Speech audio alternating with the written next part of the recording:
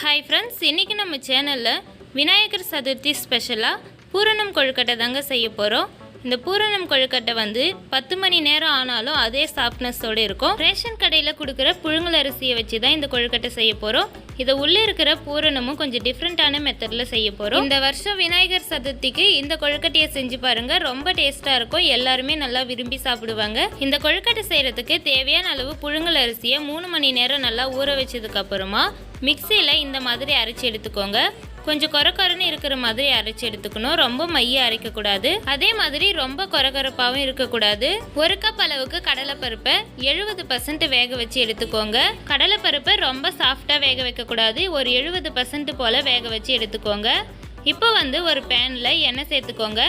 இப்போ நம்ம அரைச்சு வச்சிருக்க மாவு வந்து நம்மளுக்கு தண்ணியா இருக்கு, அந்த மாவுல வந்து நம்ம கொழுக்கட்டை செய்ய முடியாது।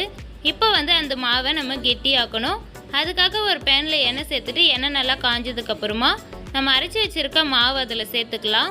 சேர்த்ததுக்கு அப்புறமா கரண்டியை வச்சு நல்லா மிக்ஸ் பண்ணிக்கிட்டே இருக்கும்போது நம்மளுக்கு இந்த மாவு வந்து நல்லா கெட்டிப்பட்டு வந்துடும்। நம்ம பச்சரிசி மாவில் கொழுக்கட்டை செய்யும் போது நம்மளுக்கு சில டைம் வந்து கொழுக்கட்டை ரொம்ப ஹார்டாக இருக்கிற மாதிரி இருக்கும், அதனால நிறைய பேர் அந்த கொழுக்கட்டையை விரும்பி சாப்பிட மாட்டாங்க। ஆனால் இந்த புழுங்கல் அரிசியில் நீங்கள் செய்யும்போது எத்தனை மணி நேரம் ஆனாலும் சாஃப்ட்னஸோடவே இருக்கும், எல்லாருமே நல்லா விரும்பி சாப்பிடுவாங்க। இப்போ பாருங்க, நம்ம கிண்டிக்கிட்டே இருக்கும்போது நம்மளுக்கு இந்த அளவுக்கு மாவு கெட்டிப்பட்டு வந்துடும்। இந்த அளவுக்கு வந்ததுக்கு அப்புறமா நம்மளுக்கு கரெக்டாக இருக்கும்। ஸ்டவ் ஆஃப் பண்ணிட்டு இதை வந்து நல்லா ஆற விட்டுருங்க। இந்த மாவு வந்து நல்லா ஆறி வரட்டும்। இப்போ வந்து நம்ம உள்ள வைக்கிற ஸ்டஃபிங் ரெடி பண்ணணும்। இப்போ வந்து ஒரு மிக்ஸி ஜாரில் நம்ம வேக வச்சிருக்க கடலைப்பருப்பு சேர்த்துக்கலாம்। எல்லா கடலைப்பருப்பும் சேர்த்ததுக்கு அப்புறமா மிக்ஸி ஜாரை க்ளோஸ் பண்ணிட்டு ஒரு 2 பல்ஸ் கொடுத்து எடுத்துக்கோங்க। ரொம்ப வந்து மைய அரைக்கக்கூடாது, 2 பல்ஸ் கொடுத்து எடுத்தீங்கன்னா இந்த மாதிரி கொஞ்சம் கொரகொரப்பாக மசிஞ்சு வந்துடும்। இந்த அளவுக்கு அரைச்சி எடுத்துக்கோங்க। அதே மாதிரி நீங்கள் வந்து நல்லா வேக வச்சிட்டிங்கன்னா உங்களுக்கு இந்த அளவுக்கு வராது। இப்போ வந்து ஒரு பேனில் 1 கப் அளவுக்கு வெல்லம் சேர்த்துக்கோங்க। வெல்லம் வந்து உங்கள் இனிப்புக்கு ஏற்ற மாதிரி நீங்கள் அட்ஜஸ்ட் பண்ணி சேர்த்துக்கலாம்। வெல்லத்துக்கு பதில் நாட்டு சர்க்கரை கூட சேர்த்துக்கலாம், நல்லா தான் இருக்கும்। வெல்லம் சேர்த்ததுக்கப்புறமா இது கூட கொஞ்சமாக தண்ணி சேர்த்துட்டு நல்லா மிக்ஸ் பண்ணி விடுங்க। நம்ம சேர்த்துருக்கிற வெல்லம்லாம் நல்லா கரைஞ்சி வரணும்। நல்லா கரைஞ்சி வந்ததுக்கு அப்புறமா இந்த வெல்லத்தை நல்லா வடிகட்டி எடுத்துக்கோங்க, அதில் இருக்கிற தூசு மண்ணெல்லாம் போயிடும்। நீங்கள் சேர்க்குற வெல்லத்தில் கல் மண் இல்லைன்னா நீங்கள் டைரெக்டாகவே செய்யலாம், கல் தூசிலாம் இருக்கிற மாதிரி இருந்ததுன்னா வடிகட்டிட்டு சேர்த்துக்கோங்க। வெள்ளை கரைசல் சேர்த்ததுக்கு அப்புறமா இதில் நம்ம அரைச்சி வச்சிருக்க பருப்பையும் சேர்த்துக்கலாம்। நான் வந்து ஒரு முடி தேங்காவை நல்லா மெல்லிஸாக சின்ன சின்னதாக கட் பண்ணி எடுத்திருக்கேன், அந்த தேங்காவையும் இது கூடவே சேர்த்துக்கலாம்। நம்ம இந்த மாதிரி தேங்காய் சேர்க்கறதுனால நம்ம கொழுக்கட்டை சாப்பிடும்போது அந்த தேங்காய்லாம் இடையில நல்லா கடிப்படும், அப்போ வந்து இன்னும் டேஸ்ட்டாக இருக்கும் சாப்பிட்றதுக்கு। அதனால தேங்காவை ரொம்ப தடிமனாக போடாமல் கொஞ்சம் மெல்லிஸாக சின்ன சின்ன பீஸாக கட் பண்ணி சேர்த்துக்கோங்க। எல்லாத்தையும் சேர்த்ததுக்கு அப்புறமா நல்லா மிக்ஸ் பண்ணி விடுங்க। இது வந்து நல்லா கெட்டியாக வரட்டும்।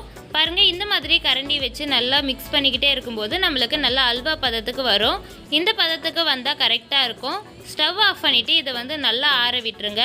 இந்த பூரணம் ஆறுனதுக்கு அப்புறமா இன்னும் கொஞ்சம் கெட்டியான மாதிரி இருக்கும், பாருங்க இந்த மாதிரி நல்லா கெட்டிப்பட்டு வரணும்। கொழுக்கட்டைக்கு உள்ளே வைக்கிற ஸ்டஃபிங் ரெடி ஆயிடுச்சு। இப்போ வந்து நம்ம கொழுக்கட்டை செய்யலாம்। நம்ம ரெடி பண்ணி வச்சிருக்க மாவுலேருந்து கொஞ்சமாக மாவு எடுத்துக்கோங்க। அந்த மாவை இந்த மாதிரி உள்ளங்கையில் வச்சு நல்லா உருட்டிக்கோங்க। விரிசல் இல்லாத மாதிரி உருட்டினதுக்கு அப்புறமா இந்த மாதிரி நல்லா குழியாக ஆக்கிக்கோங்க। இதில் வந்து நம்ம ரெடி பண்ணி வச்சிருக்க பூரணத்தை சேர்த்துக்கோங்க। 1 டீஸ்பூன் அளவுக்கு நான் பூரணம் சேர்த்துருக்கேன்।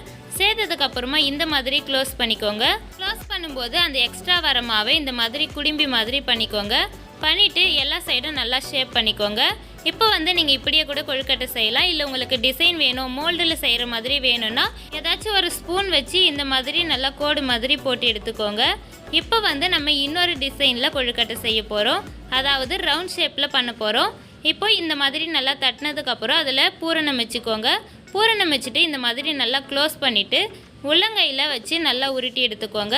முக்கியமாக கொழுக்கட்டையில் வந்து விரிசல் இல்லாத மாதிரி பார்த்துக்கோங்க, ஏன்னா நம்ம விரிசலோட கொழுக்கட்டை செஞ்சோன்னா நம்மளுக்கு அந்த பூரணம் வந்து வெளியில் வந்துடும்। கொஞ்சமாக மாவு எடுத்துட்டு ஒரு கவரில் நெய் அப்ளை பண்ணிவிட்டு அது மேலே வச்சு நல்லா தட்டிக்கோங்க। அதில் வந்து பூரணம் வச்சுட்டு இந்த மாதிரி மடித்து விட்டுக்கோங்க। மடித்ததுக்கு அப்புறமா இதை வந்து நல்லா க்ளோஸ் பண்ணிக்கோங்க கை வச்சு। அவ்வளோதான், இன்னொரு டிசைனில் கொழுக்கட்டை ரெடி ஆயிடுச்சு। இப்போ அதே கவரில் இன்னும் கொஞ்சம் மாவு எடுத்துகிட்டு இந்த மாதிரி தட்டிக்கோங்க। நம்ம உள்ளங்கை வச்சு அழுத்தும் போதே நம்மளுக்கு நல்லா மாவு வந்து இந்த மாதிரி வந்துடும்। அதே மாதிரி இன்னொன்று ரெடி பண்ணிக்கோங்க। இப்போ அதில் பூரணம் வச்சுட்டு இன்னொரு இன்னொரு மாவு எடுத்து மேலே வச்சு க்ளோஸ் பண்ணிக்கோங்க. பாருங்க, இந்த மாதிரி சைட்ல எல்லாம் கை வச்சு அழுத்தி விட்டு எடுத்தீங்கன்னா இந்த ஷேப்ல நம்மளுக்கு கொழுக்கட்டை வந்து ரெடி ஆயிடும். பார்க்கறதுக்கே எவ்வளோ க்யூட்டா இருக்கு பார்த்தீங்களா? நம்ம ஃபஸ்ட்டு ஒரு டிசைனில் கொழுக்கட்டை செஞ்சோம்ல, அதே மாதிரி தான். ஆனால் இதில் வந்து கோடு எதுவும் போடல. இப்போ நம்ம ரெடி பண்ணி வச்சுருக்க கொழுக்கட்டை எல்லாத்தையும் இட்லி பாத்திரத்தில் கொஞ்சமாக தண்ணி சேர்த்ததுக்கப்புறமா ஒரு இட்லி பிளேட்டில் வச்சுடுங்க. இதை ஒரு 15 நிமிஷம் நல்லா வேக வச்சு எடுத்திங்கன்னா ஒரு டேஸ்டியான சாஃப்டான பூரணம் கொழுக்கட்டை சூப்பராக ரெடி ஆகிடும். விநாயகர் சதுர்த்திக்கு கண்டிப்பாக ட்ரை பண்ணி பாருங்கள். ட்ரை பண்ணி பார்த்துட்டு எப்படி இருக்குன்னு மறக்காமல் கமெண்ட் பாக்ஸில் கமெண்ட் பண்ணுங்கள். இதே மாதிரி வீடியோஸ்க்கு நம்ம சேனலை சப்ஸ்கிரைப் பண்ணிக்கோங்க.